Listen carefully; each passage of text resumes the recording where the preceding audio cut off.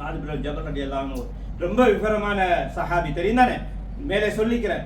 ஃபுகஹாக்கள் முஹத்திஸின்களிலே மிக முக்கியமான சஹாபி, மார்க்கத்தை நன்கு விளங்கி மார்க்கத்திலே அதிகமான கேள்விகளை கேட்டு உலக மக்களுக்கு அந்த மார்க்கத்தை எடுத்துச் சொல்லக்கூடிய அளவுக்கு விவரமான சஹாபி முஆத் பின் ஜபல் ரலியல்லாஹு அன்ஹு.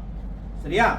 அப்ப நபி ஸல்லல்லாஹு அலைஹி வஸல்லம் அவர்களை பார்த்து முஆத் பின் ஜபல் ரலியல்லாஹு அன்ஹு கேட்கிறார்கள், வ இன்னா லமுஆஹதுன பிமா நதகல்லம் பி, நாங்க வாயால பேசுற பேச்சு எல்லாத்தையும் பத்தி நாளைக்கு கேள்வி கணக்கு இருக்குதா, நாங்கள் பிடிக்கப்படுவோமா என்று கேட்கிறாங்க. வ இன்னா லமுஆஹதுன் அப்படின்னா நாங்கள் அல்லாஹ்வுடைய சன்னிதானத்திலே பிடிக்கப்படுவோமா என்று கேட்டாங்க. நாங்க வாயால பேசுற பேச்சு, அது நல்ல பேச்சா இருந்தாலும் தீய பேச்சாக இருந்தாலும் திக்ர்களாக இருந்தாலும் ஸலவாத்தாக இருந்தாலும் குர்ஆன் திலாவத்தாக இருந்தாலும் கெட்ட பேச்சுகளாக இருந்தாலும் எதாக இருந்தாலும் நாங்கள் பிடிக்கப்படுவோமா என்று கேட்டதற்கு ஃபகால் ஸகிலத்துக உம்முக யா முஆத், ஸகிலத்துக உம்முக யா முஆத். முஆதே, இது அரபிகளுடைய அரபிலே பழக்கத்திலே இருந்தது அந்த காலத்திலே. ஸகிலத்துக உம்முக இருந்தா உங்களுடைய தாயை இழப்பீர்களாக, அது ஒரு முக்கியமான விஷயத்தை எடுத்து சொல்லுது இந்த இடத்துல. சரியா?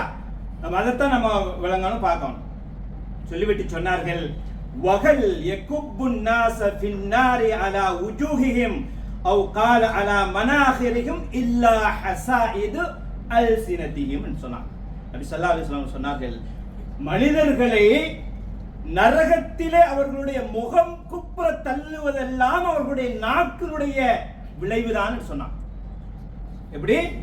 நாளை மறுமையிலே மனிதர்களை நரகத்திலே முகம் குப்புற தள்ளுறது எதால? அவர்களுடைய நாக்கு சம்பாதித்தனுடைய விளைவுதான் சொன்னாங்க நபி ஸல்லல்லாஹு அலைஹி வஸல்லம்.